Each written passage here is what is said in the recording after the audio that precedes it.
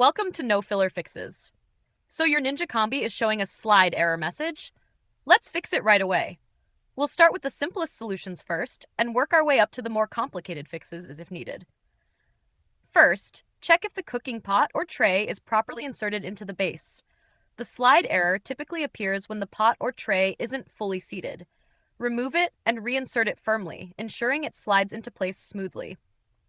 Next, inspect the sliding mechanism or tracks for obstructions. Food debris, grease, or foreign objects can block the sliding motion and trigger the error. Clean the tracks carefully using a soft brush or damp cloth to remove any buildup. After that, reset your Ninja Combi by unplugging it for about 5 to 10 minutes. Then plug it back in and test it again. A reset clears temporary glitches and gives the internal systems a fresh start. If the issue persists, inspect the pot or tray for damage. A warped or misaligned pot tray may not slide properly into the base. Check for visible wear or damage and replace it if necessary. And there you go. Your Ninja Combi should now stop showing the slide error message. If these steps don't resolve the issue, there could be a deeper problem with the sliding mechanism or internal sensors.